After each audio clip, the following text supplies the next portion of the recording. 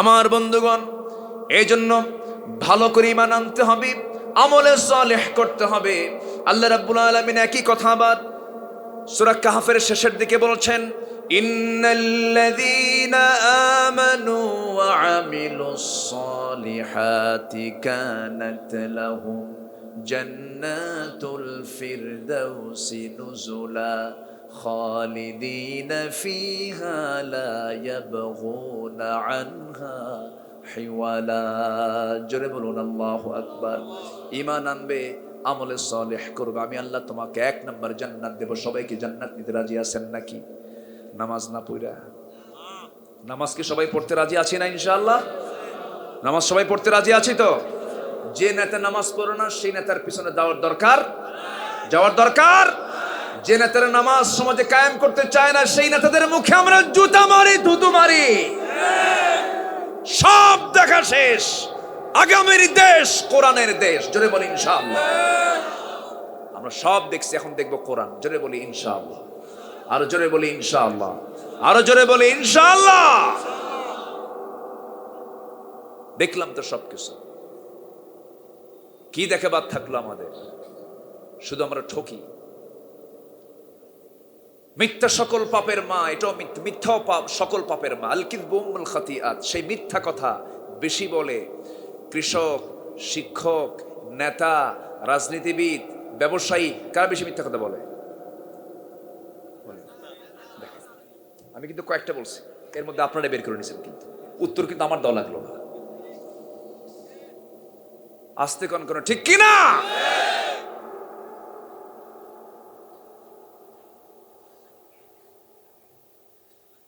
এত সুন্দর মানুষ আপনারা, বলি আলহামদুলিল্লাহ। জোরে বলি আলহামদুলিল্লাহ। চকরিয়া একটি ইসলামী জনপদ, বলি আলহামদুলিল্লাহ। আলেমদেরকে জীবন দিয়ে ভালোবেসেছে এমন রেকর্ড চকরিয়ার আছে না নাই? إن الحمد لله الأكرم الذي خلق الإنسان وكرم وعلمه من البيان ما لم يعلم فسبحان الذي لا يحصى امتنانه باللسان ولا بالقلم نشهد أن لا إله إلا الله وحده لا شريك له ونشهد أن سيدنا وحبيبنا ومولانا محمدًا عبده ورسوله الذي أرسله بالحق بشيرا ونذيرا وداعيا إلى الله بإذنه وسراجا منيرا فقد قال الله تعالى في كلامه المجيد وفرقانه الحميد أعوذ بالله من الشيطان الرجيم بسم الله الرحمن الرحيم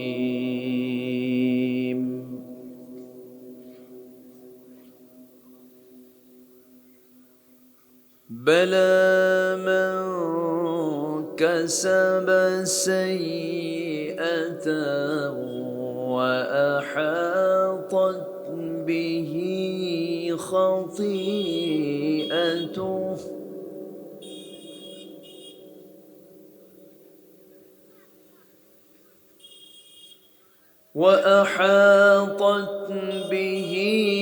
خطيئته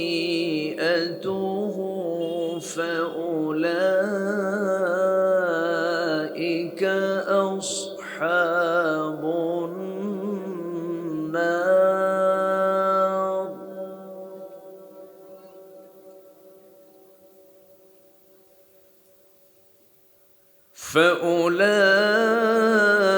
فأولئك أصحاب النار هم فيها خالدون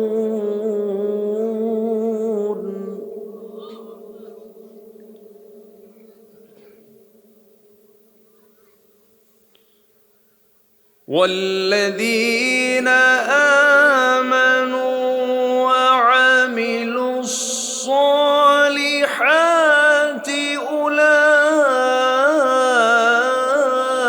أولئك أصحاب الجنة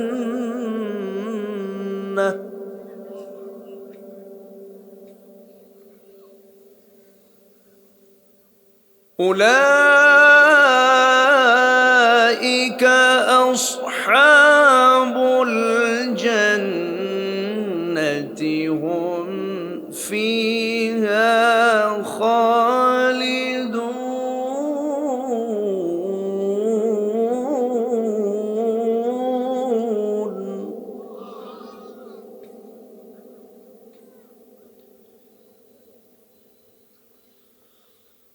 الله أكبر بسم الله الرحمن الرحيم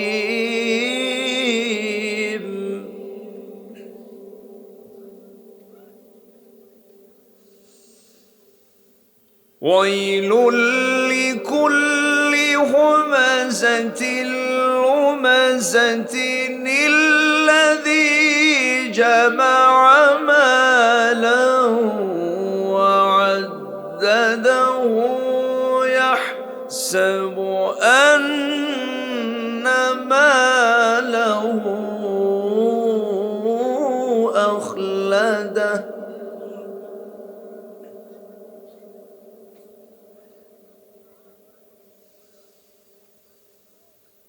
كلا لينبذن في الحطمة وما أدراك ما الحطمة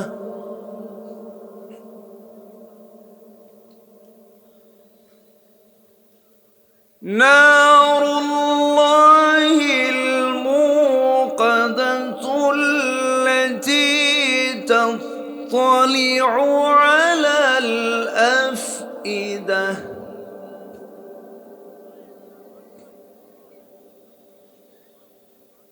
نار الله الموقدة التي تطلع على الأفئدة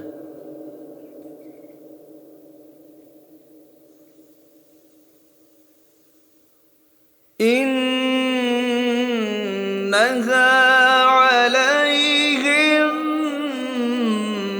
مؤصدة في عمد ممددة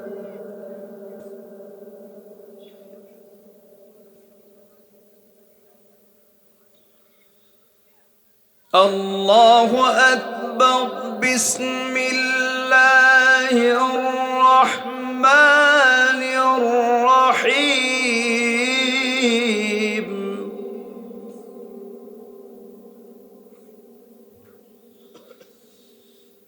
إن الله وملائكته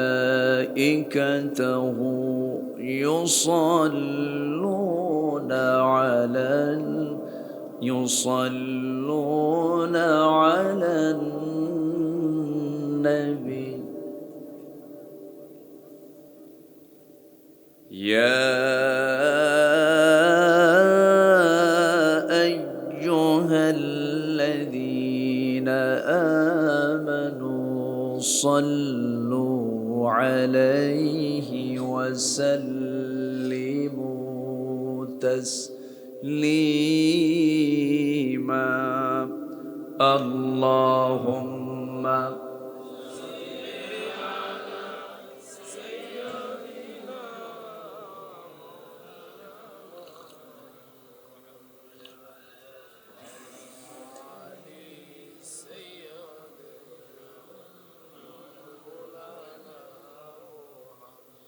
একটু মহব্বত দিয়ে নবীর প্রেমে মাতোয়ারা হয়ে জবান খুলে আওয়াজ দিয়ে সবাই বলুন আল্লাহুম্মা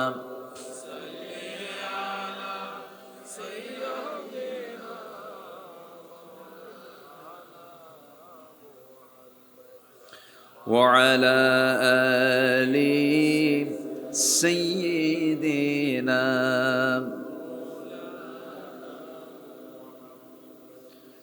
তাইফের কথা ভেবে কাঁদে শুধু দুনয়ন, এমন দরদি পেতে কাঁদে মন অনুক্ষণ, কাঁদে মন অনুক্ষণ।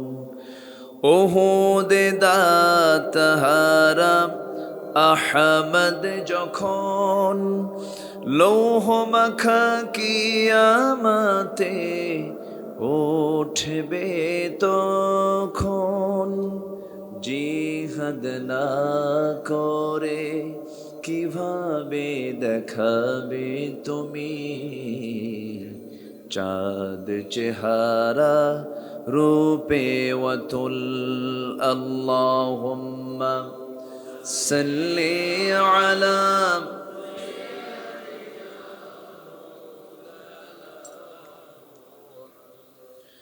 وعلى آل سيدنا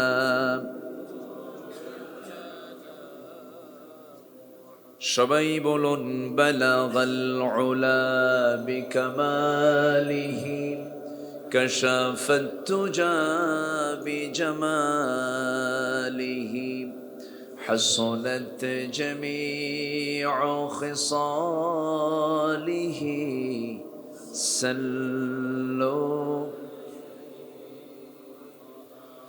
আরবের বুকে মক্কার পরে যেথায় মা আমিনার ঘর, খোদার রহমতে কৌসার হয়ে ঝরছে বারংবার।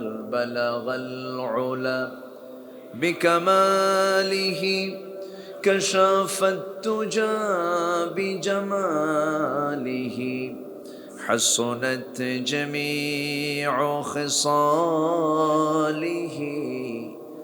صلوا।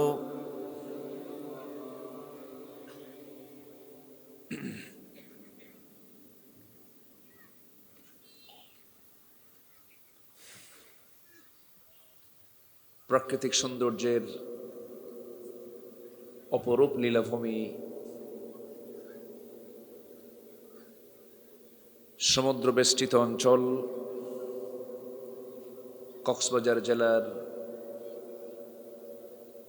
চকরিয়া উপজেলার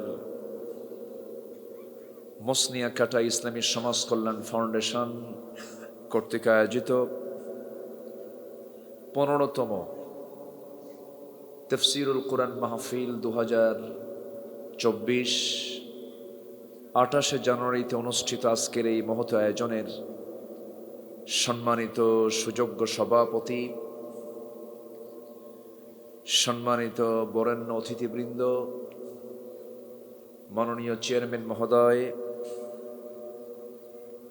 আজকের মাহফিলের প্রধান আকর্ষণ যাদেরকে নিয়ে আজকের এই মহৎ আয়োজন, সামনে উপবিষ্ট তৌহিদের পতাকাবাহী, কালেমার ঝান্ডাবাহী, দিন ইসলামের নর শারদুল বীর মুজাহিদ, প্রাণ প্রিয় সম্মানিত দিনী ভাইরা, আড়ালে বসে আছেন শ্রদ্ধেয়া সম্মানিতা মা বোনেরা।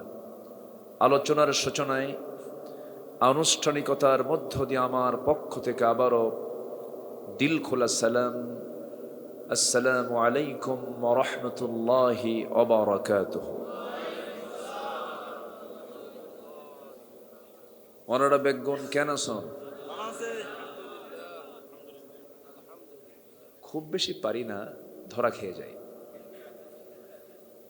যে আল্লাহ তাআলা আমাকেও আপনার মতোই রেখেছেন, বলি আলহামদুলিল্লাহ।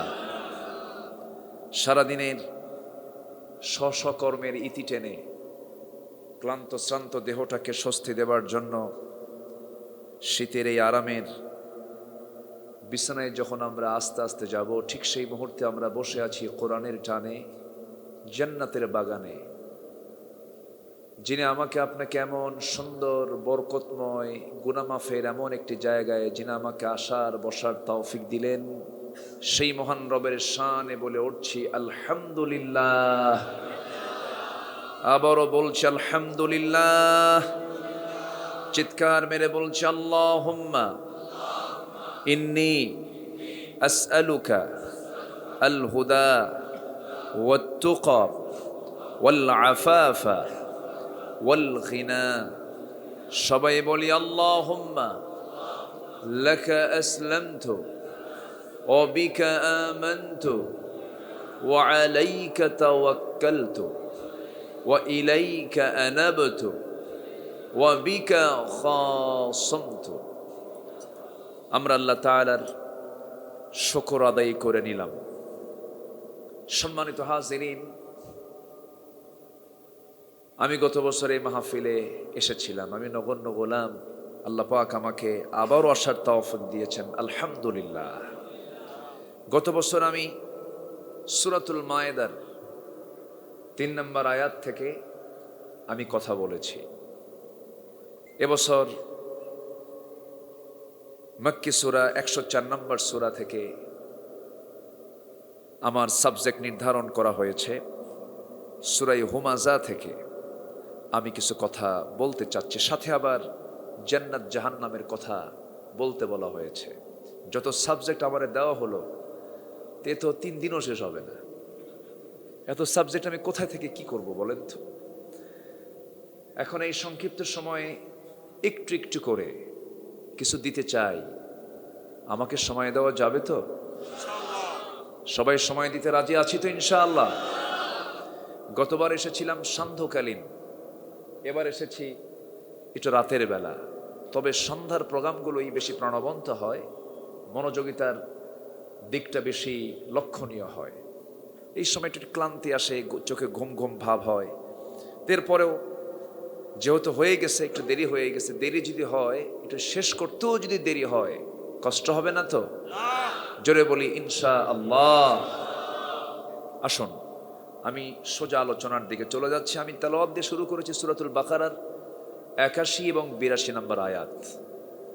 কারা জাহান্নামের স্থায়ী বাসিন্দা হবে, কারা জান্নাতের স্থায়ী বাসিন্দা হবে, কোন আমলে, কোন বদ আমলে জাহান্নামী এবং জান্নাতি হবে, এই দুটো আয়াত আল্লাহ তাআলা খুব সংক্ষিপ্ত করে বলে দিয়েছেন। আর এমন কিছু বদগুণ আছে যে বদগুণের জন্য আল্লাহ তাআলা নিজেই তাদের ধ্বংস চেয়েছেন। এমন একটি সূরা হলো সূরা হুমাযা। আমি এই দুটি জায়গা থেকে আমি কিছু ভাঙ্গা চূড়া, আমার এলেম কালাম তো তেমন কিছু নেই, মানুষ ডাকে আসি কিছু কথা শোনাতে চাচ্ছি। তবে আমার কোনো ব্যক্তিগত কোনো কথা নয়। কথাগুলো কার? আসতে বলবেন না, কথাগুলো কার? আল্লাহ তাআলা। আসুন আমরা সোজা এখন আলোচনার দিকে চলে যাচ্ছি। সম্মানিত ভাইয়েরা, আমরা যে সময় এখানে একত্রিত হয়েছি সেই সময় গোটা পৃথিবীতে হালাল এবং হারামের চিন্তা করা মানুষ পৃথিবীতে বেশি না কম? বলেন তো। শুধু কম না খুবই নগণ্য? খুবই নগণ্য।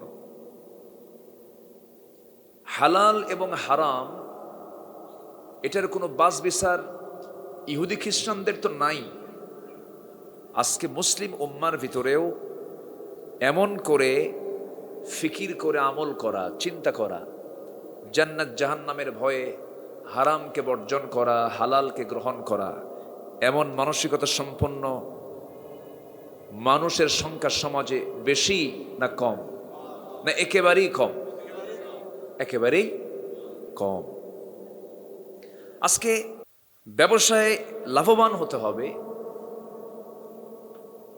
বিলিয়নার হতে হবে, মিলিয়নার হতে হবে, ট্রিলিয়নার হতে হবে, এই নেশার কারণে মানুষ বৈধ আর অবৈধ, লিগ্যাল ইল্লিগ্যালকে মাথায় নেয় না।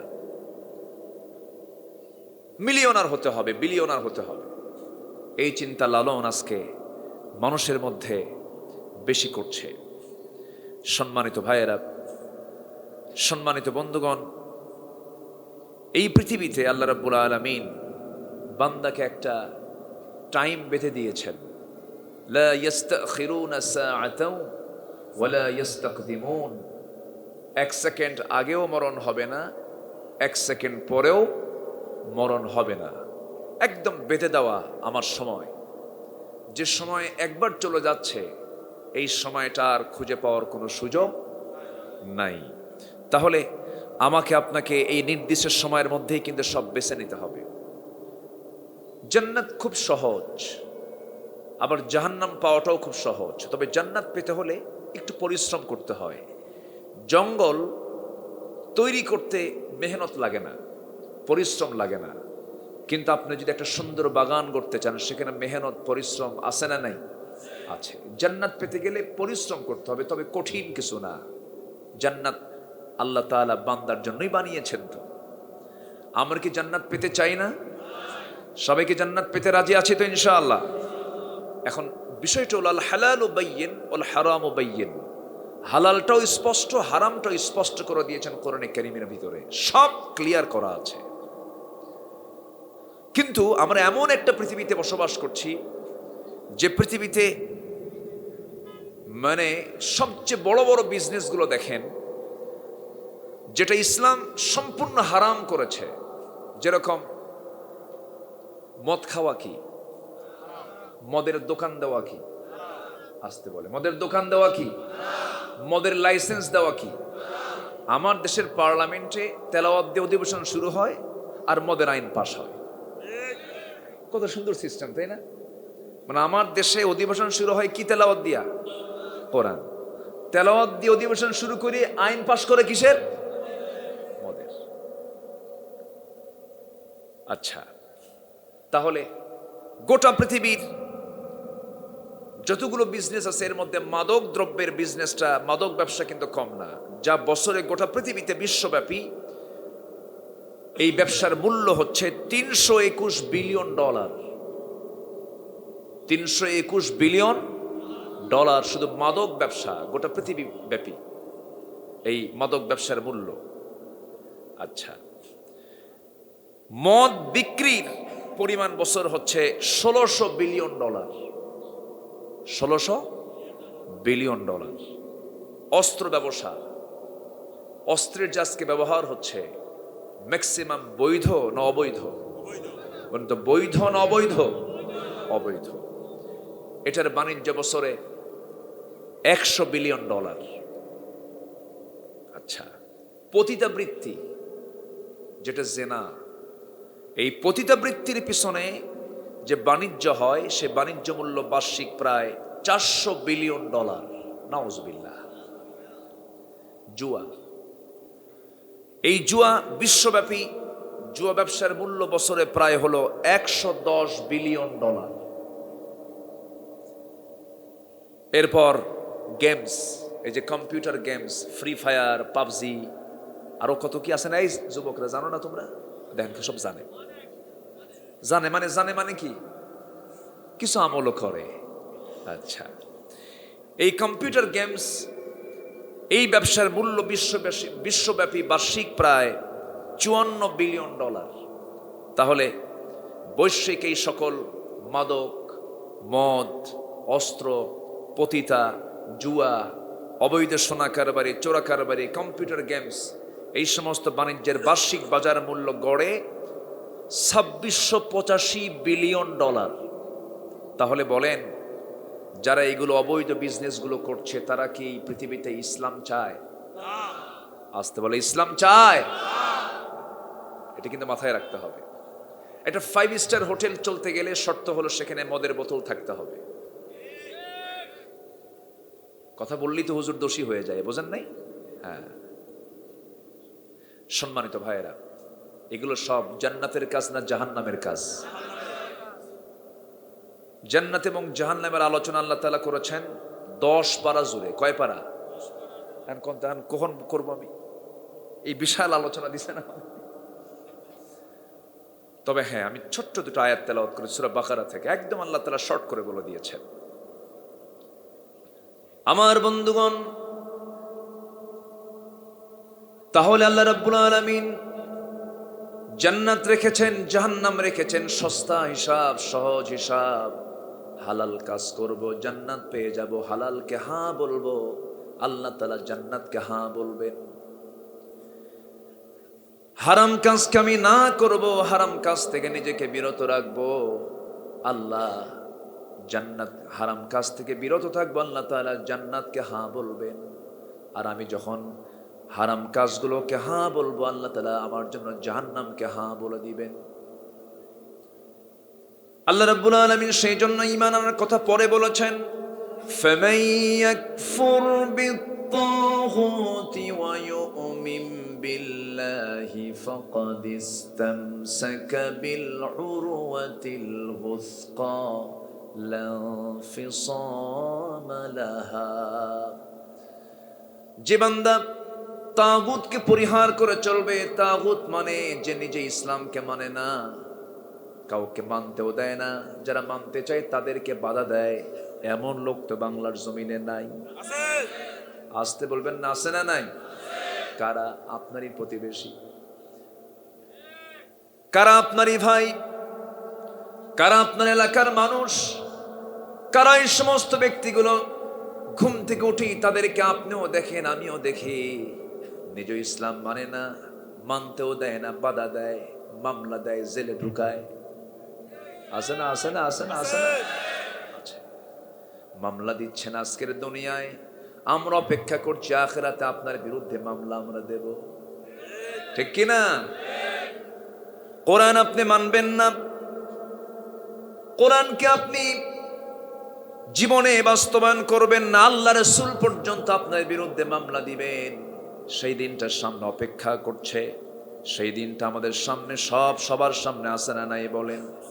আল্লাহ রাব্বুল আলামিন সুন্দর করে বলছেন, ইন্নাল্লাযীনা ইয়াকতুমুনা মা আনজালনা মিনাল বায়িনাতি ওয়াল হুদা মিন বা'দি মা বায়্যানাহু লিন-নাসি ফিল কিতাব উলাইকা ইয়ালআনুহুমুল্লাহু ওয়া ইয়ালআনুহুমুল লাঈনুন। আল্লাহর কালামকে যারা গোপন করবি, আল্লাহ তাদেরকে লানত দিবেন এবং লানতকারীও তাদেরকে লানত দিবেন। আল্লাহ যাকে লানত দেন তার কোনোদিন জান্নাত কপালে জুটবে না। জান্নাত পাওয়ার জন্য আল্লাহর লানত থেকে বাঁচতে হবে, অর্থাৎ আল্লাহর কালামকে গোপন করা যাবে না, আল্লাহর আয়াতকে কখনো আড়াল করে রাখা যাবে না। আল্লাহ সুদকে হারাম করেছেন, সুদকে তোমার হারাম বলতে হবে। আল্লাহ মদকে হারাম করেছেন, তোমাকে মদকে হারাম বলতে হবে। আল্লাহ জিনাকে হারাম করে দিয়েছেন, তোমার জিনাকে হারাম বলতে হবে।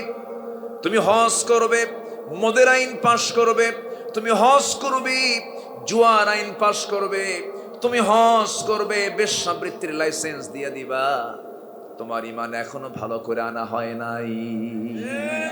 ঠিক কিনা? আমার বন্ধুগণ, একটা আয়াত আমাকে দারুণ টেনশনে ফেলে দেয়। দুনিয়ার আদালতে আমি মামলা খেলাম, বিচার হলো, এটা একদিন দুনিয়া শেষ হয়ে যাবে, সব শেষ হয়ে যাবে, কিন্তু আল্লাহর আদালতে বিচার পড়লে পরে ভয় কম না বেশি বলেন?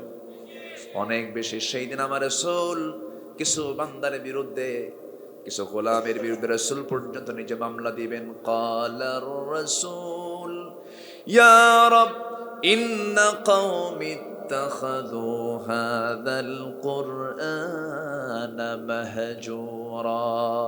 সূরাতুল ফুরকান আয়াত নম্বর 30।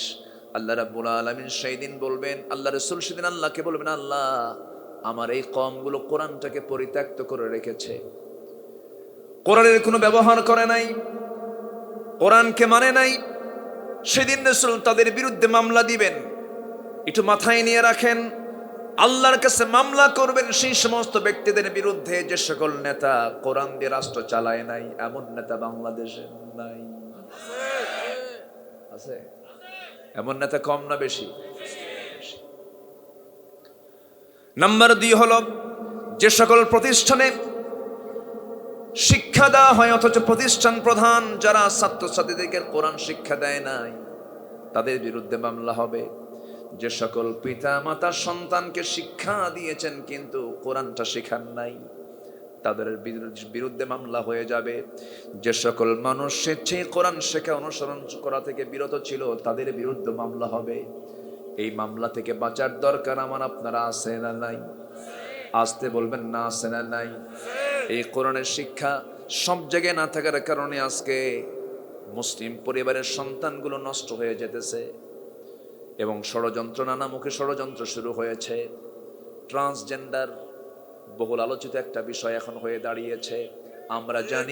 আমরা জানি আল্লাহ তাআলা এই পৃথিবীতে প্রথম যে মানুষ পাঠিয়েছেন নর এবং নারী, পুরুষ এবং মহিলা। নর এবং নারী প্রথম মানুষ দুইজনকে, আদম আর হাওয়া। এর মধ্যে ট্রান্সজেন্ডার আছে নাকি? মেল ফিমেল, এটাই তো প্রাকৃতিক, এটাই তো ন্যাচারাল। আল্লাহ রাব্বুল আলামিন মানব সৃষ্টি নিয়ে বলছেন, ইন্না খালাকনাকুম মিন যাকারিন ওয়া উনসা ওয়া জাআলনাকুম শুউবান ওয়া ক্বাবাইলা লিতাআরাফু ইন্না আকরামাকুম ইনদাল্লাহি আতকাকুম।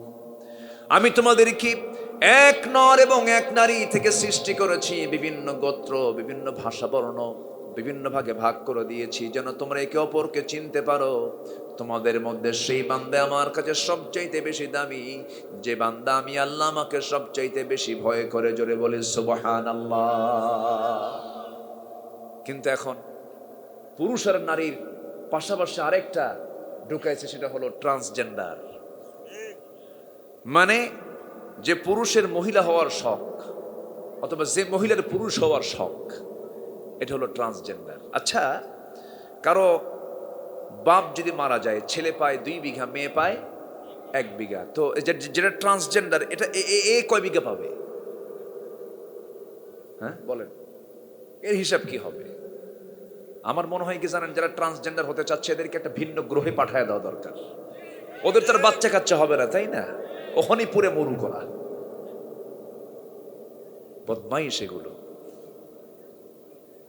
সমকামিতা ইউরোপ আমেরিকায় প্রমোট করা হচ্ছে। অনেক দেশে সংসদ আইন আকারে সমকামিতার আইন টেনে, এটাকে বিল টেনে পাশ করা হচ্ছে। যে সমকামিতা 5000 বছরের ঘৃণ্য একটি ইতিহাস, যার ব্যাপারে একজন ইংল্যান্ডের প্রধানমন্ত্রী ভারতীয় বংশোদ্ভূত ঋষি সুনাক বলেছেন, a man is a man, a woman is a woman, that's just a common sense. একটা পুরুষ একটা পুরুষ, একটা নারী একটা নারী, এটা বোঝার জন্য কিচ্ছু লাগে না, একটা কমন সেন্স দরকার, একটা কমন সেন্স দরকার। আজকে পুরুষে পুরুষ আসক্ত হচ্ছে, নারীতে নারীতে আসক্ত হচ্ছে। এগুলো মিডিয়াকে প্রমোট করছে, মিডিয়া এগুলোকে প্রমোট করছে। আল্লাহ তাআলা এই সমকামিতার অপরাধে জর্দানের ডেড সি, আজকে আমরা যা দেখি ডেড সি, মৃত সাগর, যেটা ফি আদনাল আরদ, গোটা জমিনের সবচেয়ে নিম্নাঞ্চল যাকে বলা হয়, আল্লাহ তাআলা ওই জাতিকে শূন্যের উপরে তুলে এক আছাড় দিয়ে জমিনের মধ্যে গাড়িয়ে শেষ করে দিয়েছেন সমকামিতার জন্য। সেই সমকামিতাকে আজকে প্রতিষ্ঠিত করার জন্য কিছু ধ্বজাধরী পশ্চিমা নাস্তিক চক্র আমার দেশে মাথাচাড়া দিয়ে ওঠার চেষ্টা করছে। এগুলোকে সক্ষমভাবে যদি আমরা মোকাবেলা না করতে পারি, ভয়ানক রূপ সৃষ্টি হবে। চরমভাবে এগুলোর বিরুদ্ধে আমাদের সোচ্চার হতে হবে, চরমভাবে আমাদেরকে এগিয়ে আসতে হবে। তুমি সমকামিতাকে প্রমোট করো, পছন্দ করো, তোমার বাপ যদি সমকামী হতো, ট্রান্সজেন্ডারের পক্ষ, তো তোমার জন্ম পৃথিবীতে হতো না।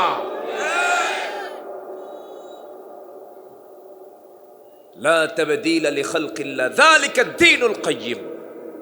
আল্লাহর সৃষ্টির কোনো বিকৃত পরিবর্তন তুমি করতে পারবা না। আল্লাহ যা করেছেন এর উপরে হাত দেওয়া জায়েজ জায়েজ নাই। যে পুরুষ নারীর বেশ ধারণ করবে, যে নারী পুরুষের বেশ ধারণ করবে, রাসূল বলেছেন আল্লাহর লানত তার উপরে। সম্মানিত ভাইয়েরা, এক রাত তো সব দিক থেকে কিছু কিছু করে আমাকে বলতে হচ্ছে, এগুলো জাহান্নামের কাজ। এগুলো কিসের কাজ বলেন? আজকের সমাজে জাহান্নামের কাজ বেশি না কম? জান্নাতের কাজ কম। ভালো কাজ করতে গিয়ে বলে ধর্মান্ধ, কি বলে? ধর্মান্ধ, বলে মৌলবাদী, বলে কট্টরপন্থী। আর ইসলাম কায়েমের সংগ্রামের এই জিহাদের শব্দ বললেই বলে এটা জঙ্গি। তোমরা যা বলো আমরা শুনবো, কিন্তু তোমাদের কথা আমরা মানবো না। আমরা মানবো কোরআন এবং সুন্নাহর কথা। দেশের অবস্থা কি আজ? প্রায় আমি একটা উদাহরণ দেই। এক রাজা, সে এক মন্ত্রীকে 1 মাসের দায়িত্ব দিয়ে একটু অবকাশে গেছে একাকী কোথাও থাকার জন্য। তো মন্ত্রীকে বললো, আমি 1 মাসের জন্য বাইরে যাচ্ছি, তুমি একটু আমার রাজত্ব দেখো। 1 মাস পর চলে আসছে দেশে। এসে এখন মন্ত্রী মশাইকে বলতেছে যে, মন্ত্রী মশাই, আমি তো 1 মাস ছিলাম না, আমার রাজত্বের হাল কি বলো, আমার রাজত্বের কি হাল বলো। কে বলতেছে, তেমন কিছু হয় নাই, কোদালের একটা ডাঁট ভেঙে গেছে। কি হয়েছে? কোদালের একটা ডাঁট ভেঙে গেছে। ডাঁট কয় না কি কয় এলাকায়? যাক, মিলছে তো। আচ্ছা, কমন হয়েছে মোটামুটি। মানে কোদালের যে ডাঁট, যেটা হাতল, যা মানে বুঝতেছেন তো আপনারা?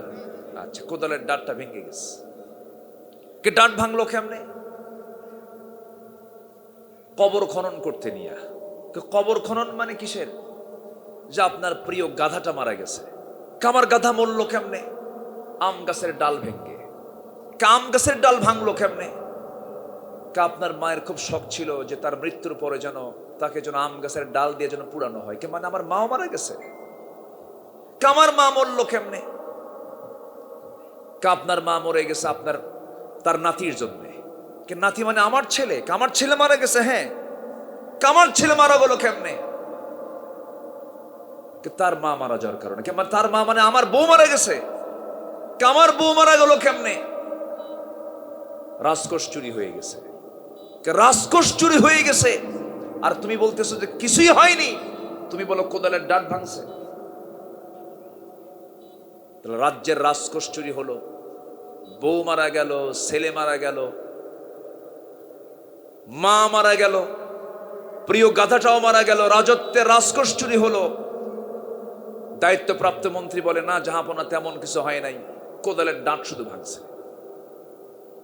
আজকে আমার দেশের হাল হয়েছে এরকম। আসতে বলবেন না, জোরে বলুন ঠিক কিনা? দেশকে গিয়ে নিচ্ছে প্রবাসীরা, অশিক্ষিত। দেশকে গিয়ে নিচ্ছে শ্রমিকরা, অশিক্ষিত। দেশকে গিয়ে নিচ্ছে অর্থনৈতিকভাবে সাধারণ কৃষকরা, অশিক্ষিত। শ্রমিক, কৃষক, প্রবাসীর এই পরিশ্রমের রেমিটেন্স গুলো দেশে আসে, দেশ সামনের দিকে এগিয়ে যায়। আর দেশকে পিছিয়ে দিচ্ছে কারা? কলমের খোঁচা দিয়ে কোটি কোটি যারা দেশ থেকে লোপাট করছে।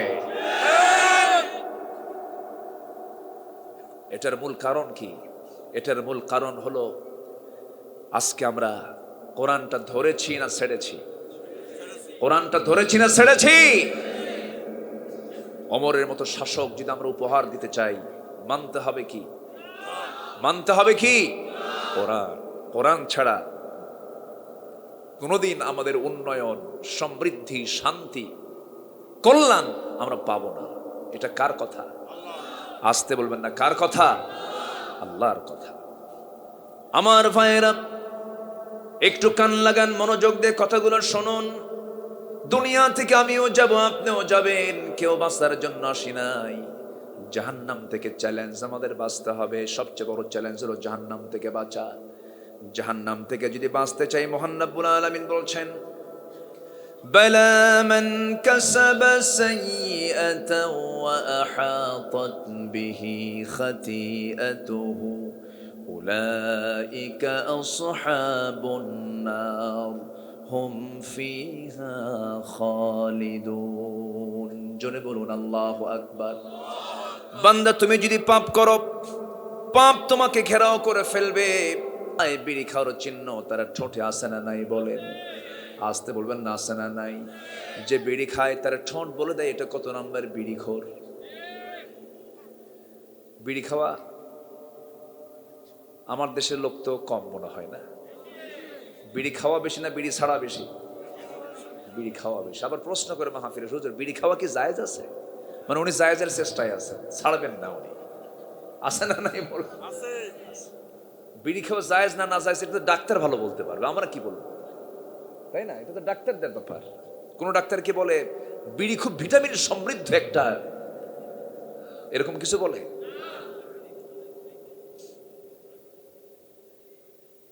বিড়ি খাবেন, একটা অপরাধ হলো ঠোঁট বলে দিচ্ছে এই লোকটা বিড়ি খায়, চেহারায় ফুটে ওঠে তার চিহ্ন।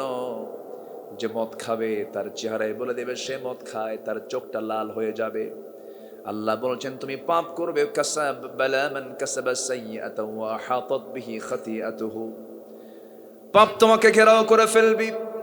যখন মানুষ পাপ করে, পাপ করার কারণে তার মধ্যে 7টা জঘন্য চরিত্র তার মধ্যে চলে আসে, 7টা দিক তার মধ্যে চলে আসে।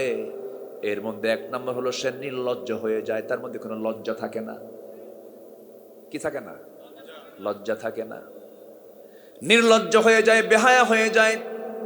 শরম বলতে তার মধ্যে কিছুই থাকে না। যার মধ্যে শরম নাই তার মধ্যে ঈমানটা কেমনে থাকে? ইদা লাম তাস্তাহি ফাসনা মা শিতা, তোমার যখন লজ্জা না থাকবে তুমি যা ইচ্ছা তাই করতে পারবে। একজন ইমানদারের সবচেয়ে বড় গুণ দিক হলো লজ্জাশীলতা। লজ্জা যার থাকবে না তার ঈমানটা টিকতে পারে না। লজ্জাহীন কখনো জান্নাত পাবে না। লজ্জাশীলতা বড় একটা গুণের নাম। আমার বন্ধুগণ, সে নির্লজ্জ হয়ে যাবে পাপের কারণে। নাম্বার 2, তার চেহারার সৌন্দর্য নষ্ট হয়ে যাবে। চেহারার মধ্যে কোনো নূর থাকবে না, চেহারার মধ্যে কোনো মায়া দয়া থাকবে না। নাম্বার 3 হলো সে রোগাক্রান্ত হয়ে পড়বে, বিভিন্ন রোগে সে আক্রান্ত হবে। নতুন নতুন রোগ যা আজ থেকে আগের যুগে ছিল না, সেই রোগগুলো আজকের দুনিয়াতে আসে না? নাই বলেন? আছে। এই রোগগুলো যখন সরে যায়, পাপের কারণে সরে যায়। নাম্বার 4 হলো রিজিকটা বরকত শূন্য হয়ে যাবে, রিজিকের মধ্যে কোনো বরকত থাকবে না। নাম্বার 5 হলো সবাই তাকে ঘৃণা করবে, সামনে সামনে একটু হাহু করবে, আপনি ভালো মানুষ সালাম কালাম দেবে, কিন্তু যখন সে সামনে থেকে সরে দাঁড়াবে মনে মনে বলবে এটা মরবে কোন দিন। কথা বোঝেন নাই? এটা মরবে কোন দিন। সবাই থেকে ঘৃণা করবে। নাম্বার 6 হলো যে পাপ করবে তার অন্তরটা কালো হয়ে যাবে। অন্তরটা কি হবে? কালো হয়ে যাবে। নাম্বার 7 হলো তার কোনো দোয়া কবুল হবে না। 1000বার সে দোয়া করবে, পাপীর দোয়া কবুল হবে না। পাপ মুক্ত হয়ে আল্লাহর কাছে চাইতে হবে। তবে হ্যাঁ, পাপের মধ্যে কিছু ক্লাস আছে। আল্লাহ রাব্বুল আলামিন আরেক জায়গায় বলছেন, ইন তাজতানিবু কাবাইরা মা তুনহাউনা আনহু নুকাফির আনকুম সাইয়্যাতিকুম ওয়া নুদখিলকুম মুদখালান কারীমা। জোরে বলুন আল্লাহু আকবার। বান্দা, তুমি যদি বড় বড় গুনাহগুলো ছেড়ে দাও, শিরকের গুনাহ, কুফরির গুনাহ, বেদাতের গুনাহ, ফুসুকের গুনাহ, জুলুমের গুনাহ যদি ছেড়ে দাও, জিনার গুনাহগুলো যদি ছেড়ে দাও, সুদের গুনাহ যদি ছেড়ে দাও, মদের গুনাহগুলো যদি ছেড়ে দাও, বড় বড় গুনাহগুলোকে তুমি যদি ছেড়ে দাও, আমি আল্লাহ তাআলা ওয়াদা করছি তোমার জীবনের অর্জিত যত ছোট ছোট গুনাহগুলো আছে সমস্ত গুনাহগুলোকে আমি আল্লাহ এমনি মাফ করে দেব। অনুদখিলকুম মুদখালান কারীম, আমি তোমাকে সম্মানজনক জান্নাত দিয়ে দেব। আল্লাহ তাআলা বান্দাকে জান্নাত দেওয়ার জন্য বহু বাহানা খুঁজবেন, বহু বাহানা খুঁজবেন। বান্দাকে আমি জান্নাত কেমনে দেব বহু চেষ্টা করবেন তিনি, কিন্তু শিরকের গুনাহ মাফ হবে না। বড় বড় গুনাহ কিছু আছে সেগুলো মাফ হবে না। দুনিয়াতে আপনি আল্লাহর আকাশের নিচে থাকবেন, আল্লাহর দেওয়া জমিনের উপরে থাকবেন, আল্লাহর দেওয়া আইনের বিরুদ্ধে কথা বলবেন, আপনি জান্নাত পাবেন না। আপনি জান্নাত পাবেন না। কত বড় সাহস! আল্লাহর জমিনের উপর অবস্থান করে, আল্লাহর দেওয়া সূর্যের আলো নিয়ে, আল্লাহর দেওয়া আকাশ হতে বৃষ্টির নিয়ামত গ্রহণ করে আল্লাহর বিরুদ্ধে আইন সে পাশ করে। সম্মানিত ভাইয়েরা, সম্মানিত বন্ধুগণ, সবচাইতে বড় শিরক হলো আল্লাহর আইনের বিরুদ্ধে যারা আরেকটা আইন খাড়া করে। এমন সিস্টেম আমার দেশে আছে না নাই? আসতে বলবেন না, আছে না নাই? আমাদের রবকে, আরো জোরে আমাদের রবকে। নাম্বার 2, আমাদের নেতা হচ্ছেন রাসূল সাল্লাল্লাহু। আমাদের সংবিধান হলো কোরআন, আমাদের দল হলো ইসলাম। আমাদের রব আল্লাহ, আমাদের নেতা রাসূল, আমাদের দল ইসলাম, আমাদের সংবিধান কোরআন, এই 4 নীতিমালার ভিতরে যদি কেউ নখ ঢুকাতে চায় আমরা তাদের জিহ্বা টেনে ছিঁড়ব। রাজি আছেন কারা কারা? হাত উঁচু করে দেখান মুসলমান।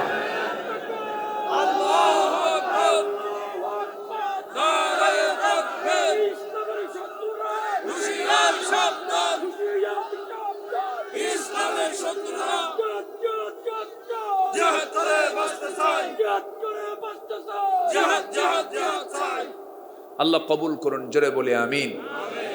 আরো জোরে আমিন। অন্যায়ের বিরুদ্ধে আমাদের রুখে দাঁড়ানোর দরকার আছে না নাই? যে ঈমান অন্যায়ের বিরুদ্ধে কথা বলে না তার ঈমান আনাই হয় নাই।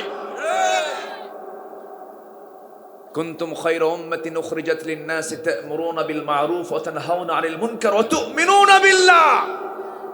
আগে সৎ কাজের আদেশ দেওয়া, অসৎ কাজের বাধা দেওয়ার পর ঈমান আনা। আল্লাহ তাআলা যে ঈমান অন্যায়কে সাপোর্ট করে, যে ঈমান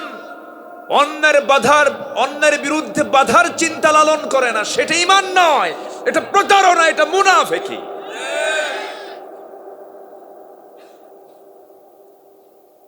কষ্ট পাচ্ছেন নাকি? আলোচনা চালাই? জোরে বলি ইনশাআল্লাহ। আরো জোরে বলি ইনশাআল্লাহ। সম্মানিত ভাইয়েরা, সম্মানিত বন্ধুগণ, আমরা পাপ থেকে নিজেকে কন্ট্রোল রাখবো। জোরে বলি ইনশাআল্লাহ। তাহলে আল্লাহ জাহান্নাম দিবেন না জান্নাত দিবেন? জান্নাত দিবেন। তবে জান্নাতীদের সবচেয়ে বড় প্রাপ্তি হলো ওই সমস্ত বান্দার জন্য জান্নাতটা খুব ইজি, যে বান্দা দুনিয়াতে জিহাদ করে শাহাদাতের তামান্না নিয়ে যে দুনিয়া থেকে বিদায় হবে, তার জান্নাতটা খুব ইজি। জোরে বলেন সুবহানাল্লাহ। তাদের আল্লাহ তাআলা কোনো প্রশ্নই করবেন না, কোনো জিজ্ঞাসা হবে না, তাদের কবরে তাদের কোনো আযাবও হবে না। জোরে বলেন সুবহানাল্লাহ। 2-1 জন করে ওঠে কেন? কি সমস্যা আপনাদের? এই যে ফি মুশকিলা, ফি মুশকিলা, মা ফি মুশকিলা। বসেন, একটু বসেন না। কত, জি হ্যাঁ, একটু অনেক রাত হয়েছে, একটু আমাকে সময় দেন। কত সময় তো কত দিকে দিলাম আমরা। চিন্তা করেন, 15 বছর এত উন্নয়ন, 15 বছর এত জাতির জন্য এত কল্যাণ সাধন, কেন্দ্রে মানুষ যায় না। আসতে কোন কেন? কেন্দ্রের সামনে মিস্টার ডগ বসে থাকে।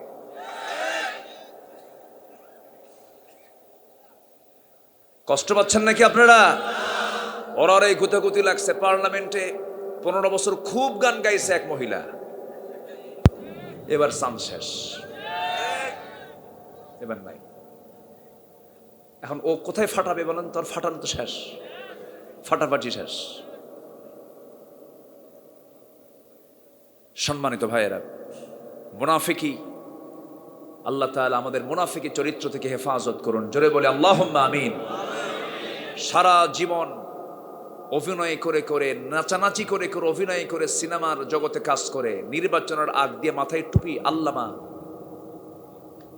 আছে না? আছে না? নাই?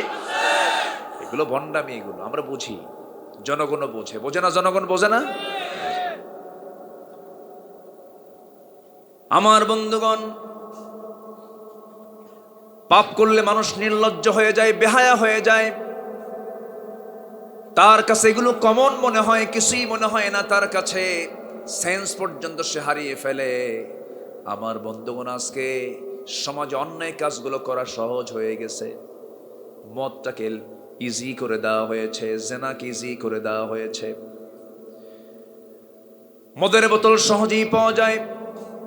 মদ কেন হারাম? মদ খেলে তাল না মাতাল? আজ থেকে তাল না মাতাল। এক মদরও মদ খায়া রাত 3টার দিকে বাড়ির সামনে আসছে, দরজায় ডাকতেছে, মাথা তো ঠিক নাই, লোড হয়ে আছে। বউটের পাইছে যে আমার স্বামী তো আসছে, কিছু খাইছে, ওর তো মাথা ঠিক নাই। ছেলেকে ডাক দিয়ে বলে, আব্বা এদিকে আসো, তোমার বাপ আসছে। আমি তো ভয় পাচ্ছি, কি যে করে। ছেলেকে ডাক দিয়ে দরজার কাছে গিয়ে দরজা খোলা মাত্রই লাল টকটকা চোখ নিয়ে বইয়ের দিকে তাকায় বলে, আম্মা আসসালামু আলাইকুম।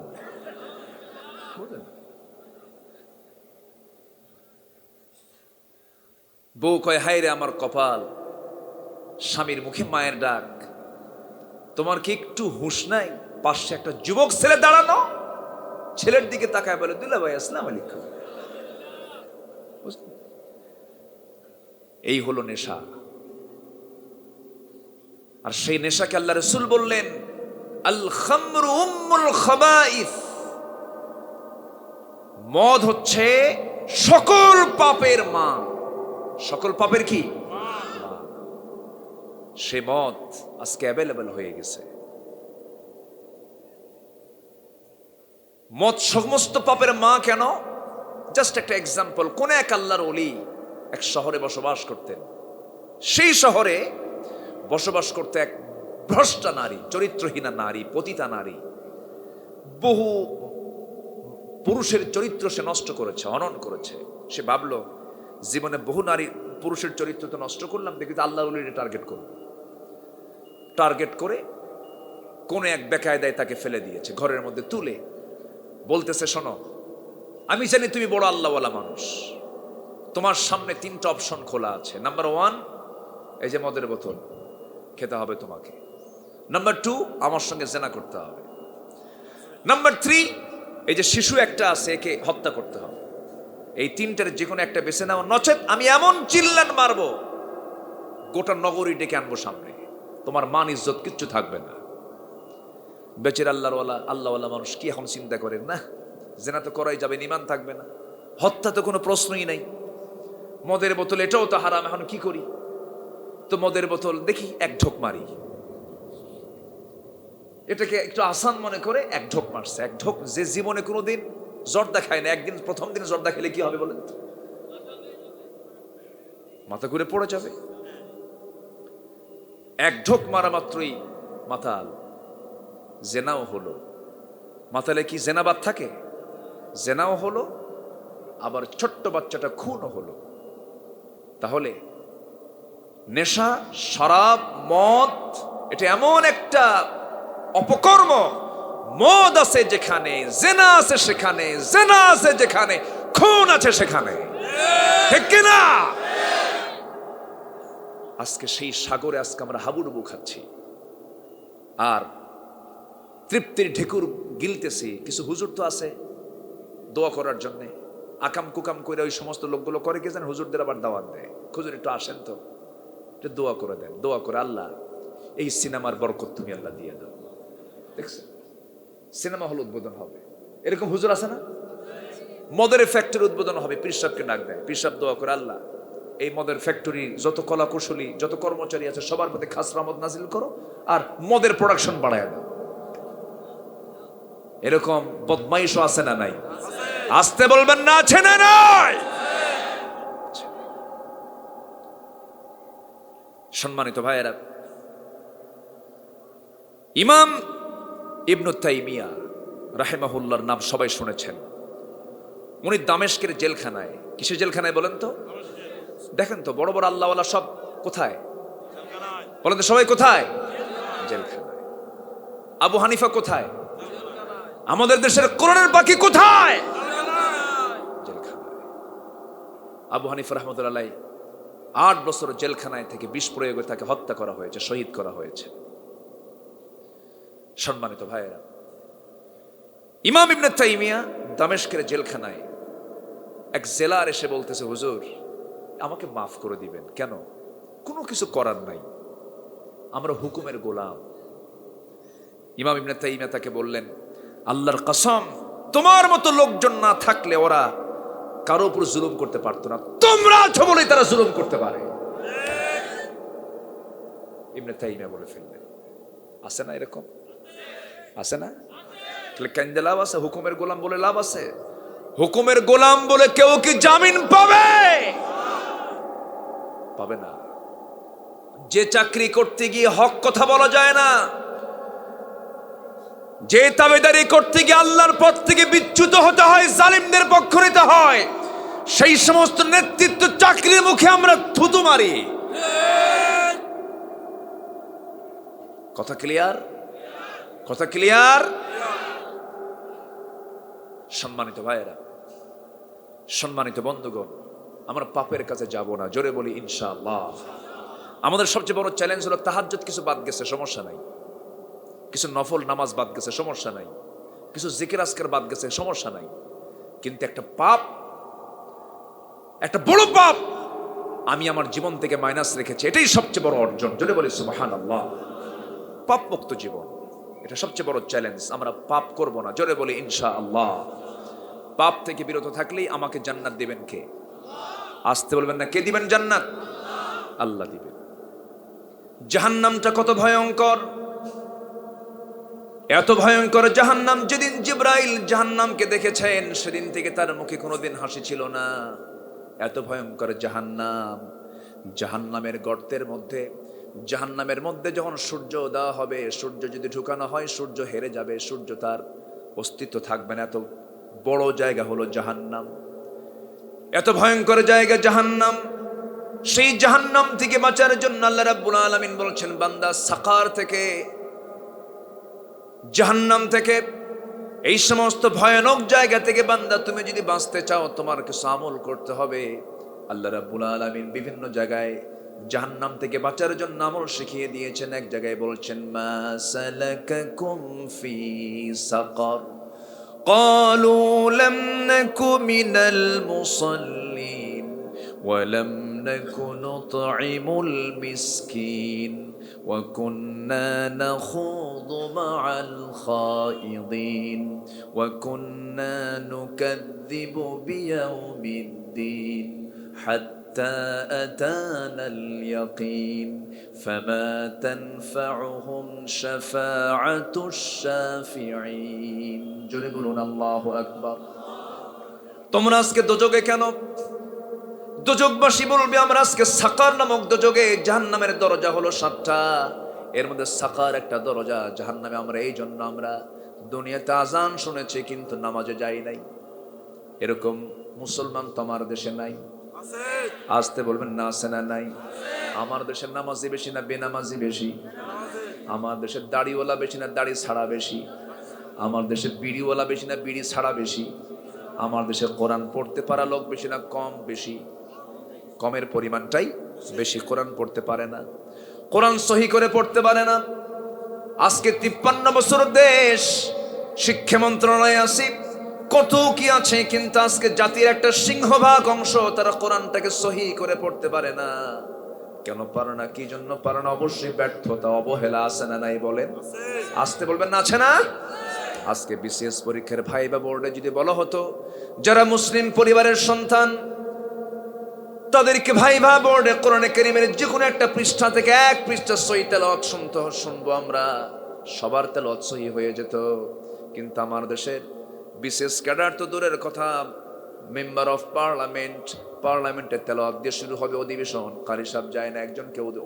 একজনকে বলেছে, স্পিকার মহোদয় আপনি তেলাওয়াত করেন, এক এমপি উঠে তেলাওয়াত করতেছে, কেলহে আল্লাহ হে। শয়তান কই তোরছে তেলাওয়াত আমার ভালো আছে, আছে না? এরকম আছে না? এরা আবার বলে কি জানেন, হুজুররা কি বুঝে, হুজুররা কি জানে? হুজুররা জানেটা কি? যারা কোরআন জানে তারা সব জানে। জোরে কোন সুবহানাল্লাহ। যারা কোরআন জানে তারা সব জানে বলেছেন মুহাম্মদ সাল্লাল্লাহু।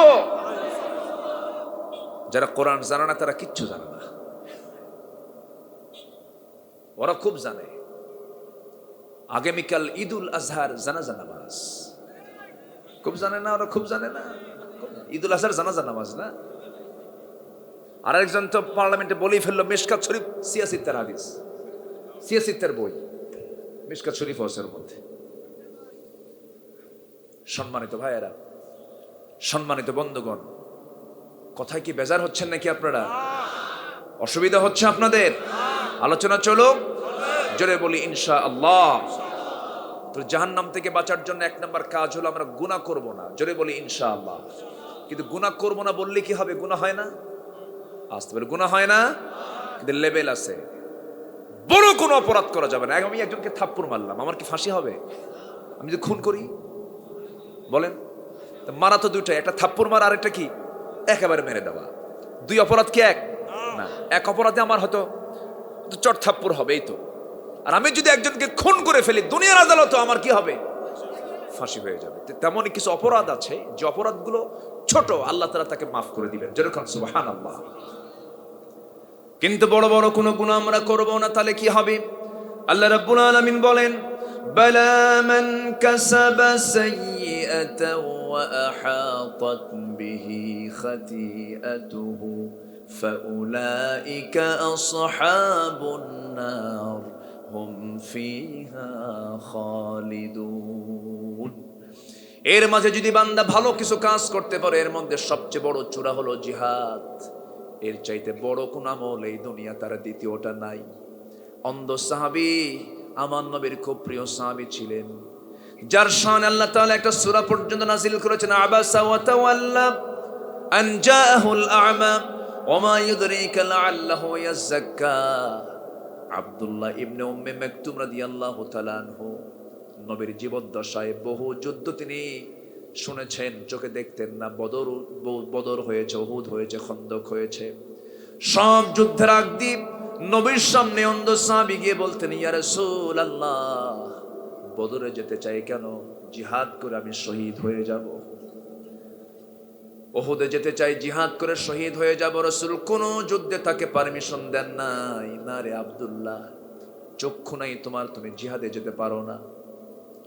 প্রথম খলিফার আমলেও তিনি অনুমতি পান নাই, কিন্তু দ্বিতীয় খলিফার আমলে সাইয়েদনা ওমর ফারুকের সামনে তিনি দাঁড়িয়ে একদিন বলতেছেন, খলিফাতুল মুসলিমিন, বুড়া হয়ে গেলাম, আমার কত ভাই হিসাব না দিয়ে জান্নাত পেয়ে গেল, শহীদ হলে পরে হিসাব দেওয়া লাগবে লাগবে না? কত আমার বন্ধু বান্ধবরা, আমার কত প্রিয় ভাইরা বদরে বিদায় নিল, উহুদে বিদায় নিল, খন্দকে বিদায় নিল, সাদ বিন মুআজ দুনিয়া থেকে বিদায় নিয়েছে, সব বিনা হিসাবে জান্নাত চলে গেল। খলিফাতুল মুসলিম, আমার কি মন চায় না আমি বিনা হিসাবে জান্নাত পেতে চাই? সঙ্গে সঙ্গে সাইয়েদনা ওমর ফারুক বললেন, রাসূল আপনি কোন অনুমতি দেন নাই, প্রথম খলিফা আপনি কোন অনুমতি দেন নাই, আমি আপনাকে কেমন করে অনুমতি দেব? তিনি বলছেন, আমি কি জান্নাত যেতে চাই না? আমি কি বিনা হিসাবে জান্নাত পেতে পারি না? আমার কি সে অধিকারটা নাই? সাইয়েদনা ওমর ফারুক বলছেন, ভাই আব্দুল্লাহ, আপনার তো চোখ নাই, আপনার শত্রু না দেখে আপনি মোকাবেলা করবেন কেমনে? আমি জানি আপনি আমাকে কেমন প্রশ্ন করবেন। সঙ্গে সঙ্গে আব্দুল্লাহ ইবনে মাকতুম বলছেন, আমি জানি আপনি আমাকে কেমন প্রশ্ন করবেন, তার উত্তর আমি আজকে রেডি করে এনেছি। সুবহানাল্লাহ, আমি উত্তরটা রেডি করে এনেছি। কি উত্তর বলেন? আব্দুল্লাহ ইবনে উম্মে মাকতুম একদম একদম মার পেট থেকে অন্ধ। এই অন্ধ সাহাবী বলছেন, আমিরুল মুমিনিন, সবাই তো যুদ্ধের ময়দানে গিয়ে সম্মুখ যুদ্ধে অংশগ্রহণ করে না, কেউ যোদ্ধাদের খেদমতে ব্যস্ত থাকে, সেবায় ব্যস্ত থাকে, কেউ সীমানা পাহারা দেয়, কেউ তাবু পাহারা দেয়, কেউ নেতৃত্ব পাহারা দেয়, কেউ নেতাদের পাহারা দেয়, কেউ অস্ত্র যোগান দেয়, কেউ কালিমার ঝান্ডা পতাকাটা হাতে ধারণ করে থাকে। আমিরুল মুমিনিন, আমি অন্ধ হতে পারি, কিন্তু আমার গায়ে তো শক্তি আছে, অন্তত আমাকে অন্য কোনো দায়িত্ব না দিয়া আমাকে অন্তত কালিমার ঝান্ডা যেন আমার হাতে দেওয়া হয়, সবার সামনে আমি কালিমার ঝান্ডা হাতে নিয়ে দাঁড়িয়ে থাকব। এই নিশানাকে লক্ষ্য করে মুসলিম মুজাহিদরা যুদ্ধ করবে, আমি নড়াচড়া করব না। কাফির মুশরিকরা আমাকে দেখবে আমি অন্ধ মানুষ, আমি এক পায়ে দাঁড়িয়ে থাকব। ওই দিক থেকে বাতিল শক্তি আমাকে লক্ষ্য করে তীর মেরে দেবে, বক্ষ ভেদ করে পিঠ দিয়ে বের হয়ে যাবে, রক্ত ঝরে ঝরে পড়বে, আমি শাহাদত বরণ করে আল্লাহর জান্নাতে সরাসরি আমি বিনা হিসাবে চলে যাব। কাদিসিয়ার যুদ্ধের ডাক চলে এলো, সাইয়েদনা ওমর ফারুক তাকে অনুমতি দিয়ে দিলেন এবং তিনি বললেন, ভাই আব্দুল্লাহ, আমি তোমার চেহারার মধ্যে শহীদের গন্ধ পাচ্ছি। আল্লাহু আকবার। যুদ্ধে শাহাদত বরণ করলেন তিনি। তাদের মধ্যে কি চেতনা লালন করেছে, কি চেতনা তাদের মধ্যে কাজ করেছে আমার ভাইরা! দুনিয়ার কোনো মোহ তাদেরকে কাজ করে নাই।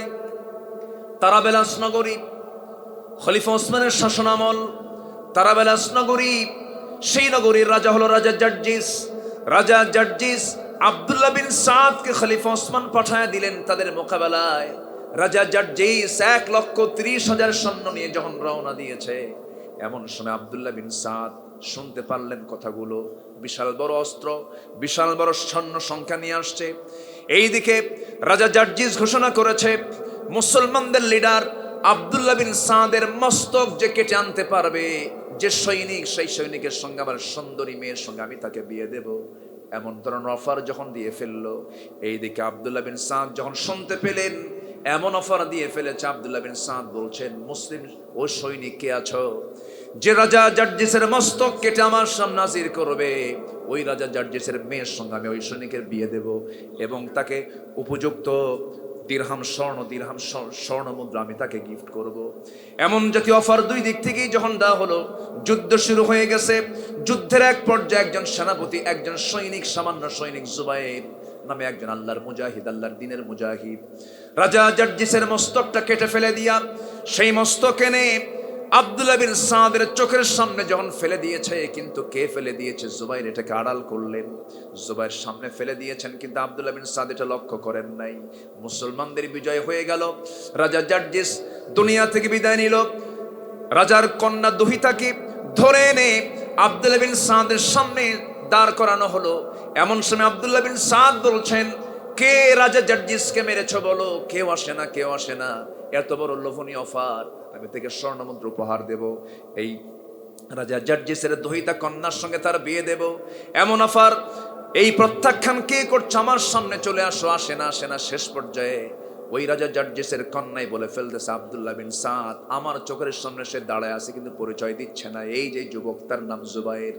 জুবাইরকে বলা হলো, জুবাইর তোমার এত বড় অফার, স্বর্ণমুদ্রাও পাবে, সুন্দরী নারীর সঙ্গে তোমার বিয়ে হবে, তুমি কেন আমার সামনে প্রকাশ করছো না?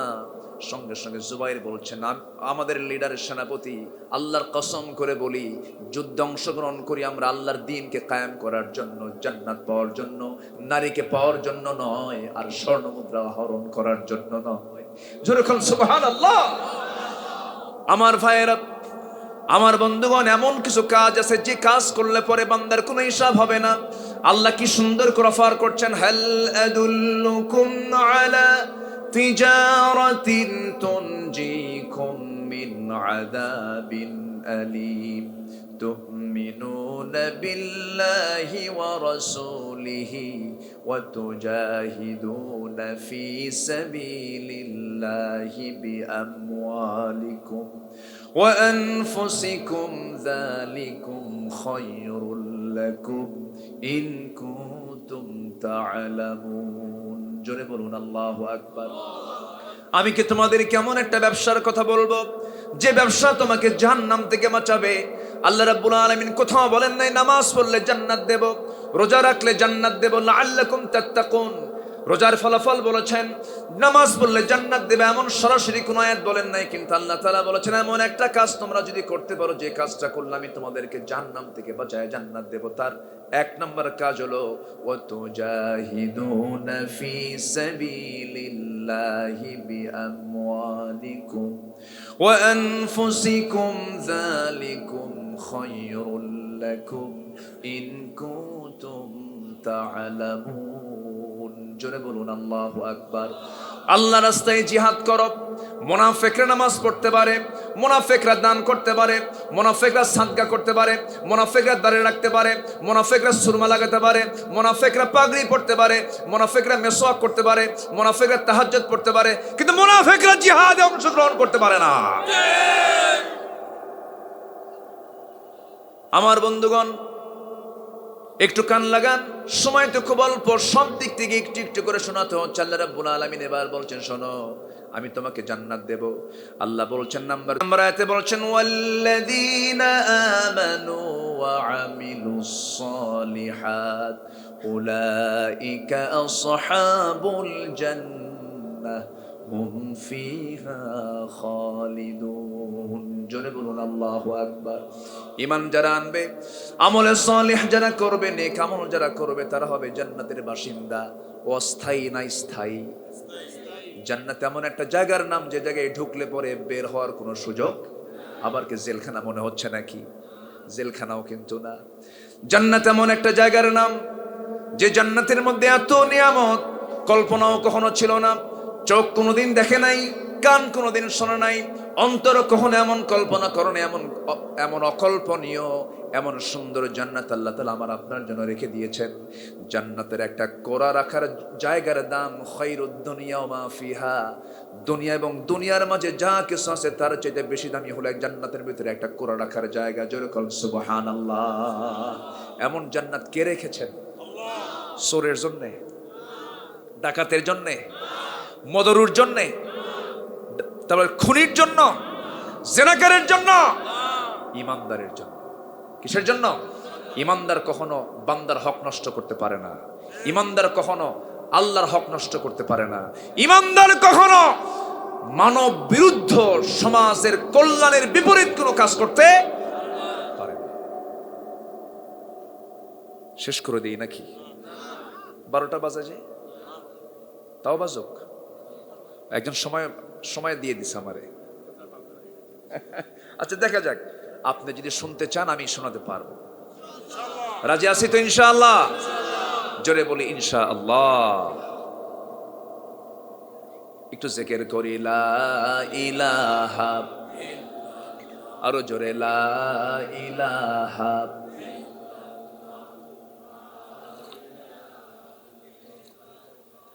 আরো জোরে লা ইলাহা, আরো জোরে লা ইলাহা, সুবহানাল্লাহ আলহামদুলিল্লাহ লা ইলাহা, আরো জোরে লা ইলাহা, লা ইলাহা ইল্লাল্লাহু মুহাম্মাদুর রাসূলুল্লাহ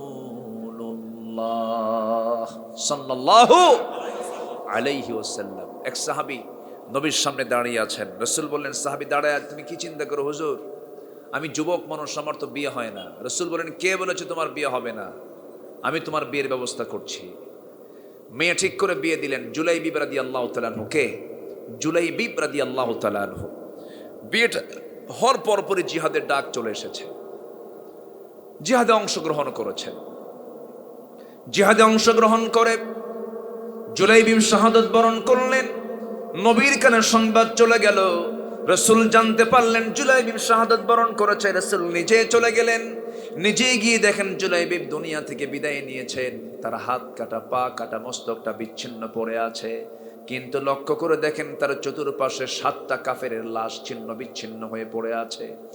আমার নবীজি জুলাইবিবের লাশটা দেহগুলো সবগুলো এক জায়গায় করলেন। বলছেন, ও সাহাবীরা, আমার জুলাইবিব দুনিয়ার সমস্ত মোহ ত্যাগ করে সুন্দরী স্ত্রী সবগুলোকে মাইনাস করে দিয়ে আল্লাহর জমিনের দিন কায়েমের জন্য দেখো জিহাদে অংশগ্রহণ করে নিজে শুধু শহীদ হয় নাই, 7 জন কাফেরকে জাহান্নামে পাঠায়া দিয়া আমার জুলাইবিব জান্নাতের মেহমান হয়ে গেছে। জোরে কোন সুবহানাল্লাহ। আমার বন্ধুগণ, এই জন্য ভালো করে ঈমান আনতে হবে, আমলে সালেহ করতে হবে।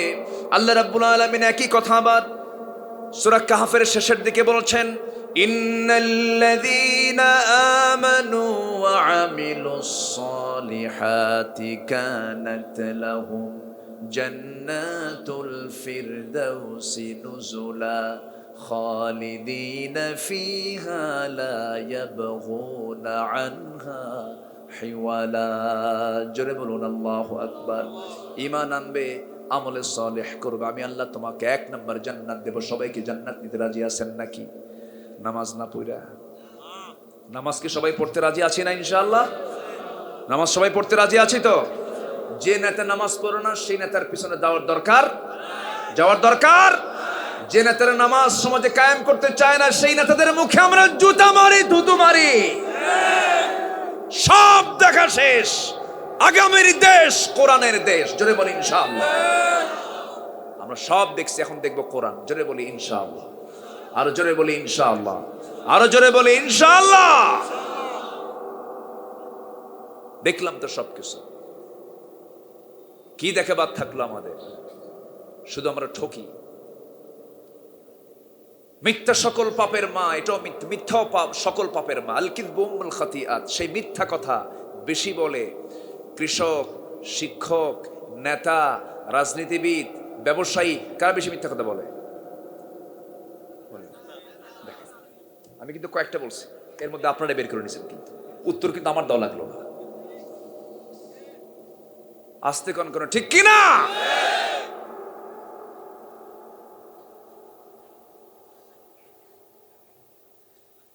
এত সুন্দর মানুষ আপনারা, বলি আলহামদুলিল্লাহ, জোরে বলি আলহামদুলিল্লাহ। চকরিয়া একটি ইসলামী জনপদ, বলি আলহামদুলিল্লাহ। আলেমদেরকে জীবন দিয়ে ভালোবেসেছে এমন রেকর্ড চকরিয়ার আছে না নাই? ওই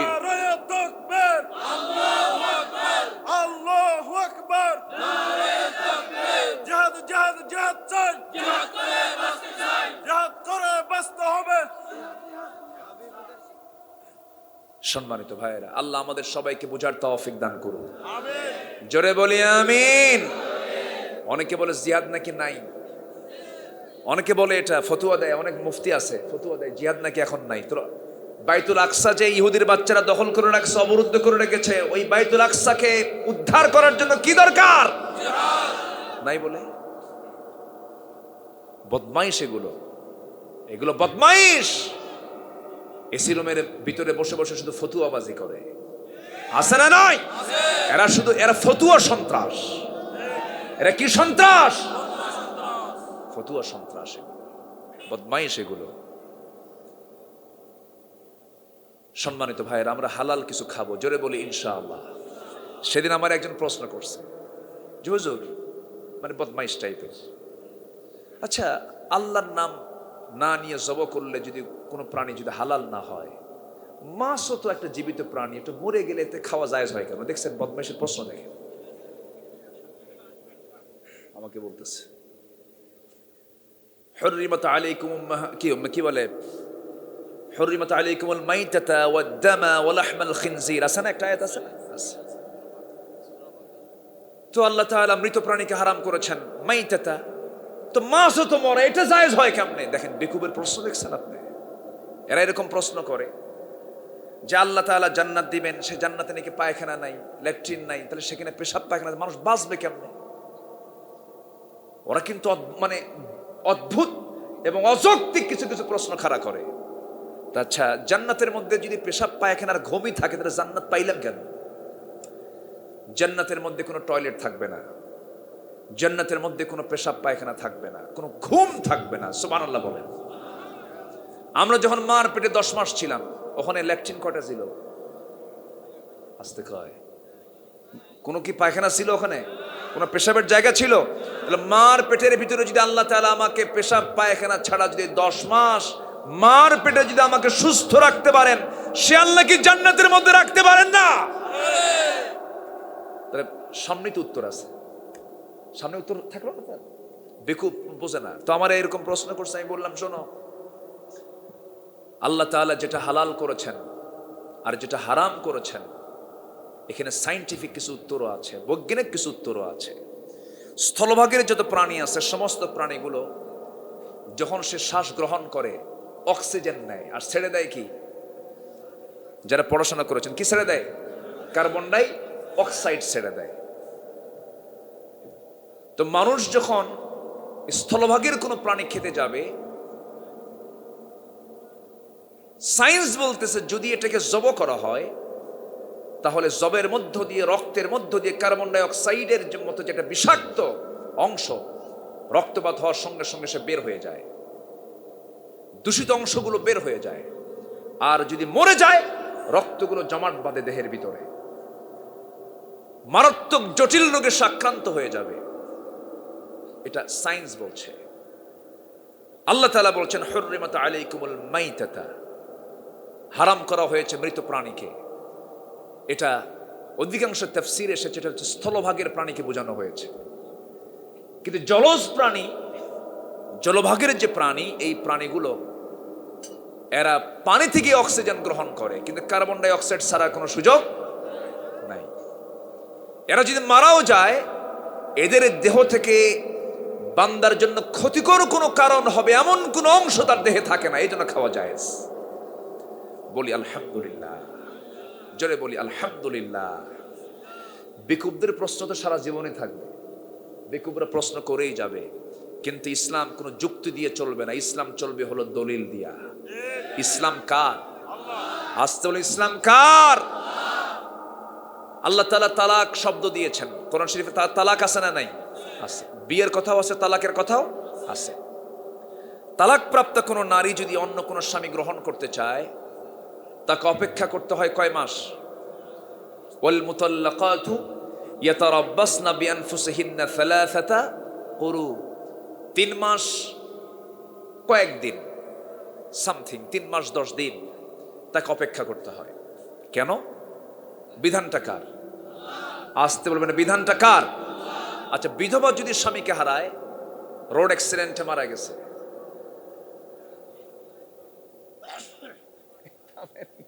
শোনা যায়,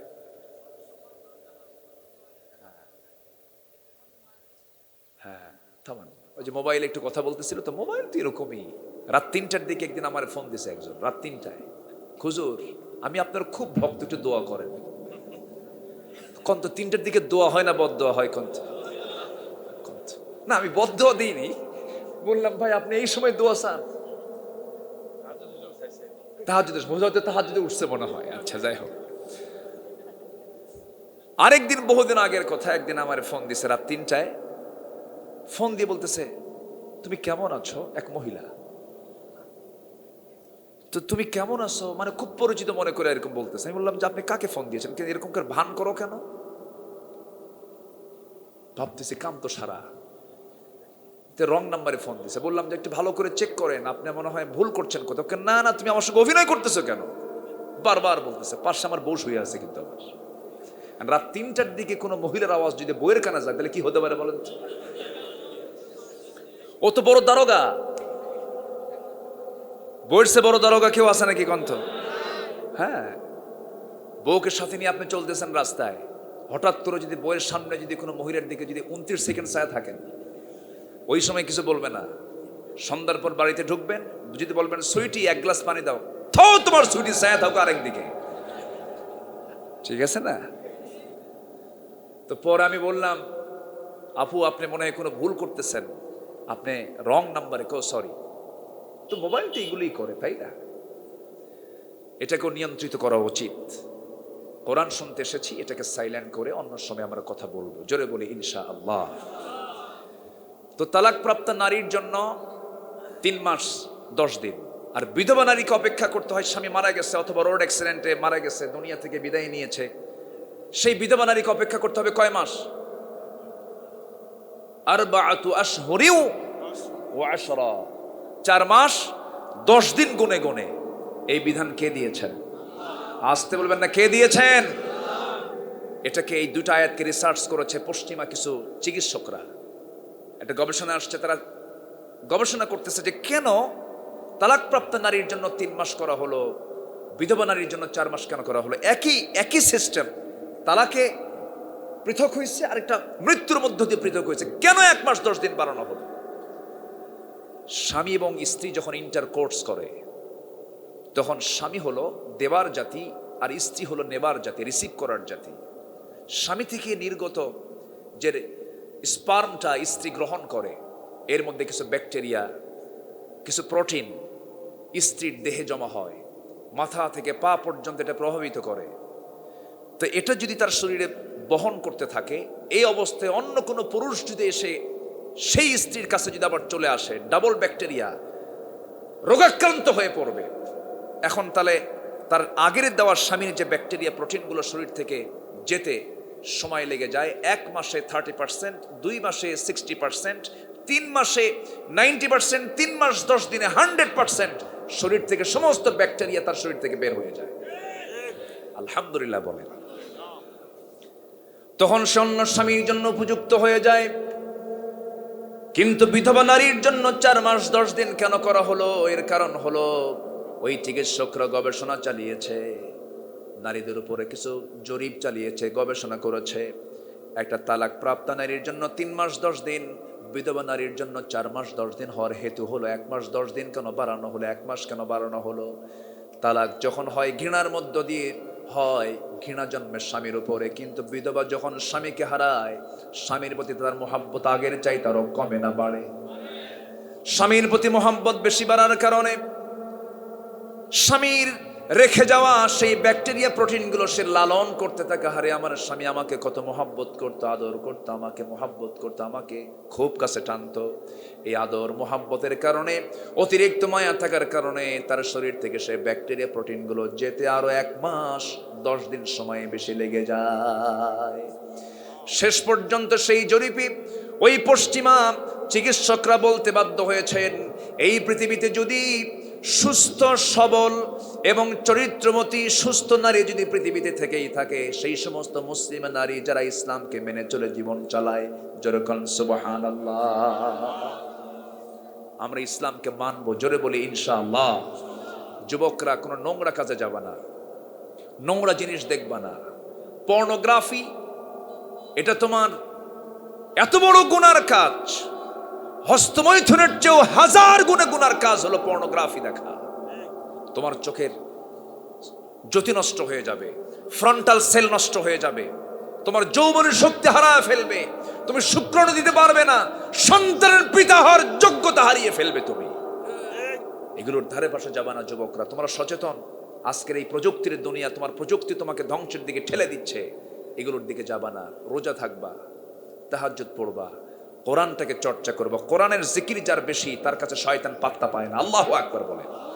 আল্লাহ তুমি সবাইকে বোঝার তৌফিক দাও। জোরে বলি আল্লাহুম্মা আমিন, আরো জোরে আল্লাহুম্মা আমিন। তাহলে জাহান্নাম থেকে বাঁচার জন্য হারাম আমরা ছেড়ে দেব, জোরে বলি ইনশাআল্লাহ। পাপ আমরা ছেড়ে দেব, জোরে বলি ইনশাআল্লাহ। নামাজ পড়বো কয় ওয়াক্ত? কারা কারা একটু হাত তুলে দেখান তো দেখি, 5 ওয়াক্ত নামাজ কারা কারা পড়বে? জোরে বলি ইয়া আল্লাহ, আরো জোরে ইয়া আল্লাহ। আমাদেরকে 5 ওয়াক্ত সালাত আদায় করার তৌফিক তুমি আল্লাহ দিয়া দাও। জোরে বলি আমিন, আরো জোরে আমিন, আরো জোরে আমিন। হাত নামান, আল্লাহ কবুল করুন। জোরে বলি আল্লাহুম্মা আমিন। কষ্ট পাচ্ছেন মনে হয় খুব। আর আরেকটা বিষয়, সেটা হলো জান্নাত পেতে হলে জান্নাতটা দিবেন কে? তার সঙ্গে মোহাব্বত কমান দরকার না বাড়ান দরকার? আর সেই জান্নাত পেলে হলে একজন মাধ্যম লাগবে, তিনি কে? মুহাম্মদ সাল্লাল্লাহু। তার সঙ্গে মোহাব্বত কমান দরকার না বাড়ান দরকার?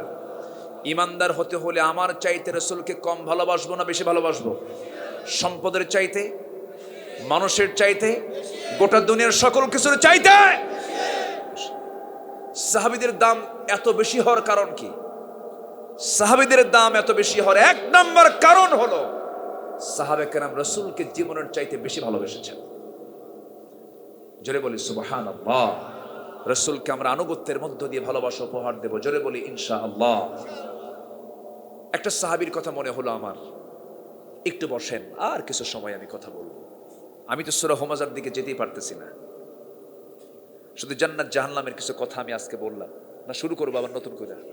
শুরু করব, শুরু করবো আবার, লাগাবো আলোচনা, চলো হুজুর মরু।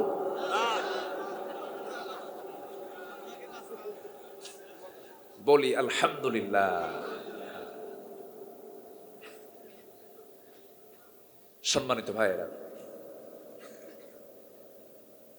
এক সাহাবীর কথা মনে হলো আমার। তিনি হচ্ছেন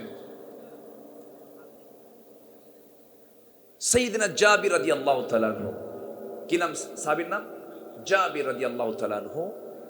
আমার নবীজি খন্দকের প্রান্তরে পরিখা খনন করার সময় সাহাবে কেরামকে বললেন, সাহাবীরা পরিখা খনন করতে হবে, শত্রুকে মোকাবেলা করার জন্য, শত্রু যেন মদিনায় না ঢুকতে পারে, লম্বা একটা পরীক্ষা, একটা ক্যানেল আমাদের করতে হবে, 3 মাইল লম্বা, মদিনাকে সেভ করার জন্য। নবীজি বললেন, কারা কারা আছো আসো। 1400 সাহাবী অংশগ্রহণ করলেন। সুবহানাল্লাহ বলেন। 1400 সাহাবী। আমার নবীজি সবার আগে কোদাল হাতে নিলেন। আমার নবীজি কোদাল হাতে নিয়ে পরিখা খনন শুরু করে দিলেন। পরিখা খনন করতে করতে দেখা গেল নবীজির কোনো খাবার ছিল না, সাহাবে কেরামদের কোনো খাবার ছিল না। কোদাল মারতে মারতে ধুলায় মলিন হয়ে গেছেন, চুলগুলো সাদা হয়ে গেছে ধুলা দিয়া, কাপড়গুলো ময়লা হয়ে গেছে। বিশ্বনবীর এমন অবস্থা দেখলেন সাহাবীরা, 4 দিন 5 দিন ধরে আমার নবীজি খাবার খেতে পারেন নাই, খাবার নাই, খাবেন কেমনে? সব খাবারগুলো ফুরিয়ে গেছে। যুদ্ধ করেছেন আমার নবীজি 10 বছরে 86টা যুদ্ধ পরিচালনা করেছেন, 27টি যুদ্ধের নেতৃত্ব দিয়েছেন। খন্দকের পরিখা খনন করার সময় রাসূল নিজে কোদাল ধরেছেন হাতে, কোদাল মারতে মারতে খনন করতে করতে শেষ পর্যন্ত দেখা গেল আমার নবীজির কোমর পর্যন্ত কুঁজো হয়ে গেল। নবীজির বাকি জীবন খন্দকের পর থেকে নিয়ে মৃত্যুর দিন পর্যন্ত আমার নবীজি কোমর সোজা করে কখনো দাঁড়াতে পারেন নাই। উহুদে দাঁত ভেঙেছেন আর খন্দকে কোমর হারিয়েছেন। ওই যে 4 দিন তিনি না কি অতিরিক্ত কষ্ট করেছেন, অতিরিক্ত পরিশ্রম করেছেন, কোদাল মেরেছেন, কোমর যখন কুজা হয়ে গেছে, খাবার নাই 4 দিন 4 রাত। নবীজির 2 জায়গায় খাবারের কষ্ট সবচেয়ে বেশি হয়েছিল, তার মধ্যে খন্দকের জায়গায়, খন্দকের পরীক্ষা খননের সময় নবীজি ক্ষুধার যন্ত্রণা সহ্য করতে না পেরে কোমরে পেটে তিনি পাথর বেঁধেছেন। কাপড়ের নিচে সেই পাথরটা ছিল, কেউ দেখতে পায় নাই, কিন্তু একজন সাহাবী এটা দেখতে পেলেন।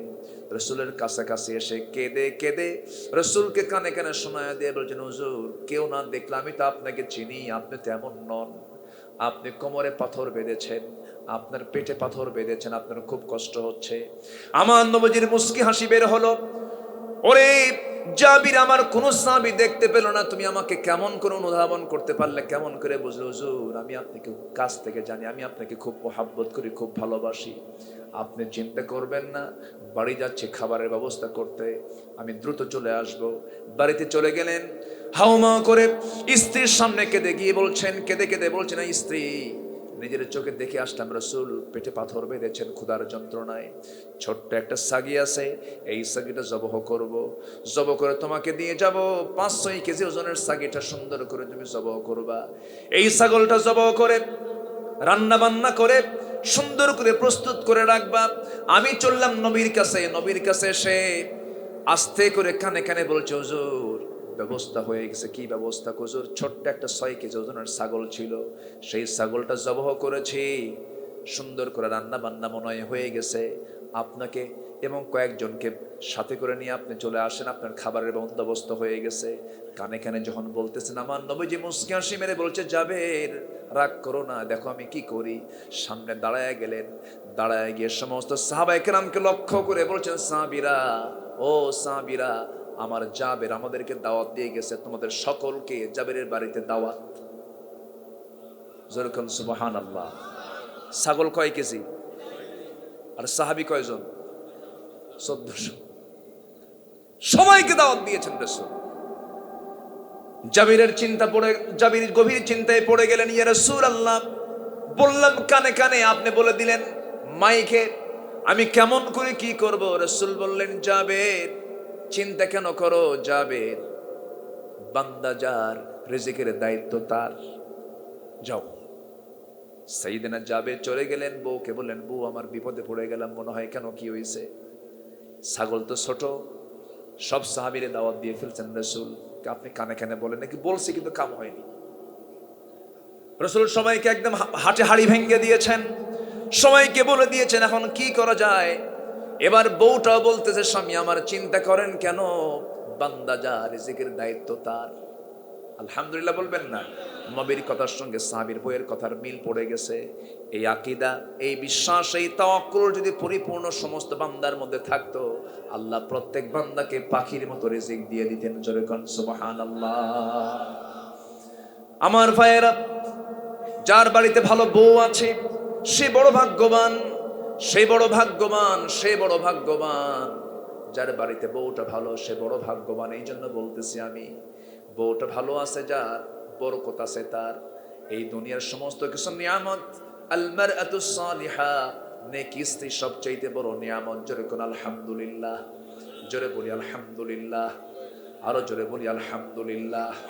কিন্তু মারআতুস সালিহার মধ্যে 1 নম্বর গুণ থাকতে হবে, সে ব্যক্তি পর্দা, সে নারীটা পর্দাহীনা হবে না, পর্দাশীলা হবে। বলেন পর্দাহীনা পর্দাশীলা? পর্দাশীলা হবে। 1 নম্বর গুণ তার হবে। এই ডান পাশে কে কথা বলে? এই রাস্তায় না, পথিক। আমার ভাইয়েরা, বউবার যার ঘরে ভালো সে বড় ভাগ্যবান। আমি এই জন্য বললাম, দেখেন ওই সাহাবী জাবিরের বউটা কি সুন্দর কথা বলে ফেললেন, খেপলেন না, রাগলেন না। দেখবেন কিছু কিছু বাড়িতে মেহমান গেলে পরেই বাড়ির বউদের মেজাজ খারাপ হয়। আছে না, আছে না, আছে না, আছে, আছে, কিন্তু এই সমস্যা আছে না? যার বাড়িতে মেহমান যায় সে বড় ভাগ্যবান। মেহমান যার বাড়িতে বেশি ঘন ঘন থাকবে সেই বাড়ির রিজিক কখনো ফুরবে না। বলি আলহামদুলিল্লাহ। এক সাহাবী 3 মাস যাবত বাজার করেন না। কয় মাস? 3 মাস। স্ত্রী একদিন বললেন, স্বামী আমার বাজার নাই 3 মাস যাবত, ভালো কিছু খাই না, একটু মেহেরবানি করে আমি আপনাকে আজকে কিছু কয়েন দিচ্ছি, আপনার কাছ থেকে কিছু কয়েন জমা জমা করে অনেকগুলো কয়েন হয়ে গেছে, এই কয়েনগুলো নিয়ে যান, পয়সাগুলো নিয়ে একটু ভালো বাজার করে আনেন। বাজার করতে গেছেন, ব্যাগ হাতে নিয়েছেন, জোহরের আজান হয়ে গেছে, নবীজি নামাজ পড়াবেন। বাজার আগে না নামাজ আগে? নামাজটা আগে। আচ্ছা, এরপরে নামাজে দাঁড়ালেন, নামাজ পড়া হলো, বয়ান শুরু হয়ে গেছে নবীজির। বয়ান যখন শুরু হলো, বয়ান শুনতে শুনতে আসর হয়ে গেছে, আসরের নামাজ হলো, আবার বয়ান শুরু হয়েছে, মাগরিব হয়ে গেছে, বাজার আর করা হলো না।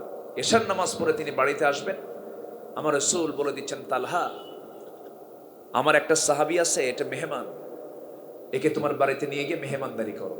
ওদিকে বাজার কিন্তু নাই, উপরন্তু এক মেহমানকে সাথে নিয়ে বাড়িতে রওনা দিয়েছেন। দরজার সামনে গিয়ে দাঁড়ায় বলতেছে, বউ আমার দরজা খুলো, এই যে ফাঁকা ব্যাগ, বাজার হয়নি, মেহমান নিয়ে আসছে সাথে। বউ বলে আলহামদুলিল্লাহ। আর আমার আপনার বউ হলে কিছু কর, দৌড়ে নিয়ে যাবে।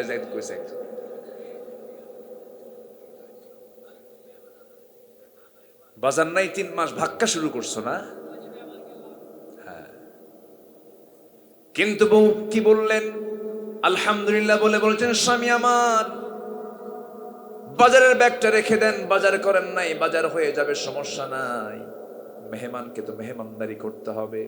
আল্লাহ বরকত স্বরূপ মেহমান দিয়েছেন আমাদের ঘরে, কোনো টেনশন করবেন না। ওই যে তুষের বস্তা আছে, তুষের বস্তা আস্তে করে নামায় দেন। তুষের বস্তা যখন নামায়া দিল, সেই তুষটা চালনায় চালতে চালতে বেশ কিছু জবের খুদ বের হলো। জবের খুদগুলো বের করে নিয়া পিষদানিতে পিষে পিষে খামির করা হলো, আটা করা হলো। মোটে 2টা রুটি প্রস্তুত হলো। 2টা রুটি বানায় নিয়া সুন্দর করে প্রস্তুত করে স্বামীকে ডাক দিয়ে বলছেন, স্বামী আমার 2টা রুটি মেহমানের সামনে দিয়ে, সামনে বসবেন না, বসলে কিন্তু আপনার একটা রুটি খাওয়া লাগবে, মেহমানের পেটটাও পূর্ণ হবে না। 2টা রুটি সামনে দিয়ে চট করে আপনি ঘর থেকে বের হবেন।